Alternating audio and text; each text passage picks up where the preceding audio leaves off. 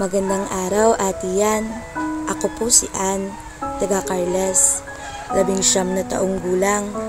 Meron po sana akong kwento tungkol sa aking ina. Sana mapansin niyo. Lumaki po ako na walang kinagisnan na ina at ang lola at lolo ko lang po ang nagpalaki sa akin. Simula pa po nung ako ay sinilang. Simple lang po ang buhay namin dito sa bukid. Si mama po ay ayaw niya ng anak.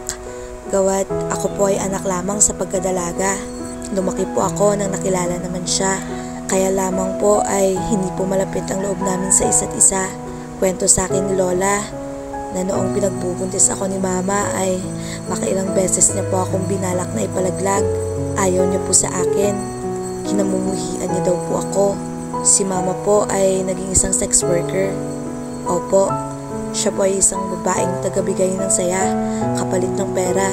Napasok po daw siya sa ganyang trabaho dahil sa pambubuyo ng barkada at dahil sa maaga din itong nagrebelde.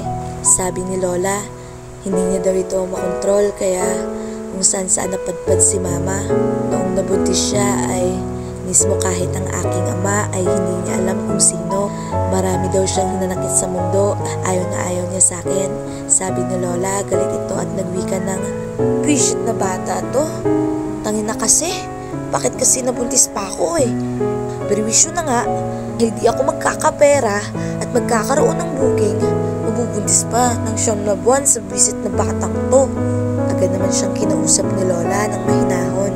Nagwika ito ng, "Linda, wag kang ganyan. Bata yan. Wala yan kasalanan kung nabuo man siya sa mundo mong makasalanan. Tanggapin mo na lang dahil biyaya yan. Anghel yan." Saad naman ito. Agad naman ni Mama sinagot ng pabalang si Lola ng, "Anghel? Anong anghel? Bullshit na to. Kahit kailan, di ko to matatanggap at mamahalin, Nay. Ayaw kong maging ina at mag-alaga ng bata." Pagkatapos ng mga salitang iyon, umalis na daw si Mama at ilang araw na hindi umuwi. Fast forward po tayo, Ate Yan. Mag-aapat na buwan na daw ang tiyan ni Mama nang umuwi siya.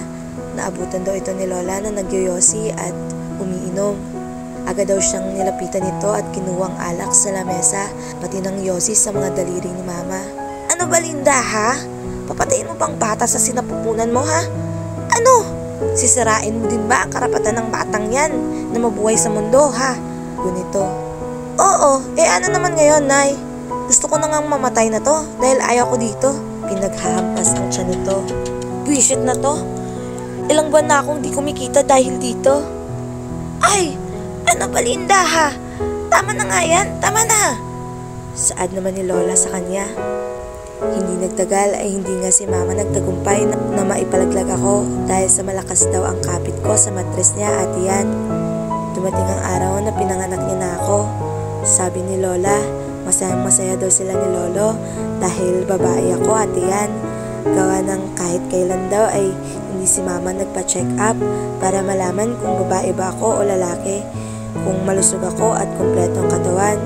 Tapos na ako pinanganak ay hindi niya daw ako tinitignan o kahit padedehin man lang. Makalipas ang ilan pang mga taon ay lumaki na ako at paminsan-minsan ko lamang makita si Mama. Kung makita ko man siya ay magbibigay lamang ito ng pera kina Lola at aalis agad. Naalala ko nung 7 taong gulang pa lang ako ay sobrang excited ako na makita siya. Papunta pa lang ito sa bahay at naglalakad ng medyo may kalayuan. Pagdating niya sa bahay ay agad kong itong niyakap. "Mama, namiss kita, Mama." Agad niyang pinabitaw sa akin ng aking kamay mula sa pagkayakap sa kanyang tiyan. "Ano ba naman, Ann? Nagmamadali ako. May customer pa ako nag-aantay sa akin. Pakibigay nga pala ito kila nanay." Inabot niyang pera na papel sa akin, Ate Yan. "Oh, siya. Aalis na ako at saka, pwede ba, Ann? Tigil-tigilan mo yung kadramahan mo, ha? Naaalibad ba rin ako sa'yo eh." Agad itong umalis, Ate Yan. Umiiyak ako sa puntong iyon. Nagbabaka sakaling lumingon siya habang naglalakad papalayo. Pero kahit isang lingon ay wala. Fast forward po tayo, Ate Yan. Noong nagdalaga na ako at nag-aaral ay consistent honor student naman po ako. Masipag sa pag-aaral at may pangarap. Pero Simula nang tumutong ako sa third year high school ay tila nag-iba ang ihip ng hangin, Ate Yan. Meron akong nakilalang kaibigan na transferee. Maganda ito at maputi. Naging magkaibigan kami. Unti-unti ay natuto akong manigarilyo dahil kay Rona. At hindi lang yon, nagka-cutting classes na rin ako at umiinom dahil sinasama niya ako sa tambayan nila. Sama ka? Tara! Pag-aaya ni Rona sa akin. Gaga, saan na naman punta natin ha? May test daw tayo mamayang 2:00. Agad kong tugon sa kanya. Wag na tayong kumuha. Aaral-aral pa tayo at tayo bobo. Sambit nito at tumatawa. Saan ba kasi tayo pupunta, Rona? Pagtatanong ko sa kanya. Bitch, sumama ka na, wag na maraming tanong. Wika nito. Agad naman kaming nagtungo sa tambayan na tinatawag naming Kamalig. Naroroon na ang iba pa naming mga kaibigan at kasabayan sa pagbibisyo. Girl, hits ka muna. Lumapit ito sa akin na may hawak na lighter at papel na dirolyo. Gaga, ano yan? Pagtataka kong tanong. Boba, Mary Jane yan. Di ka pa nakatikim na to, no? Masarap to, at saka magiging masaya ka dito, no? Sambit nito. Agad ko naman itong hinit-hit at nauubo pang nagwika ng, Puta, ba't ganun lasa? Ang sakit sa ilong naman yan, Rona. Wika ko. Huwag mo kasing agad ibubuga, nilolunok yan, gaga. Sambit nito. Agad ko namang ginawa at makalipas ang ilang minuto ay parang umiikot ang diwa ko. Wala na ako sa kamalayan at tamang wisyo. Naalala ko, tawa na lang kami ng tawa, namumula ang mga mata at naiiyak dahil sa saya. Nang medyo humupa na ang aming mga tama ay malat na malat ako, Ate Yan. Uhaw na uhaw. Isang pitsel na tubig ata ang naubos ko at sobrang gutom na gutom ako. Pagkatapos ay umuwi ako. Tamang-tama din na andon ng mga oras na yon si Mama. Medyo ginabi na akong nakauwi ng mga oras na yon, Ate Yan. Bandang 10 p.m. Nang pagkapasok ko pa lamang sa pinto ay agad ako nakatanggap ng malutong na sampal. Leche ka? Saan ka nang galing ha? Ba't amoy marijuana ka ha? Lumalandi ka na? Nagbibisyo? Puta ka na rin ba? Sumagot ka! Gusto mo rin bang maging pokpok ha? Sabihin mo, nang para malaman ko at nila nanay kung gusto mo rin maging katulad ko kaysa tatago-tago ka at pag-aalahanin mo mga tao dito? Sambit nito. Agad naman akong sumagot ng, Hindi ako puta, Mama.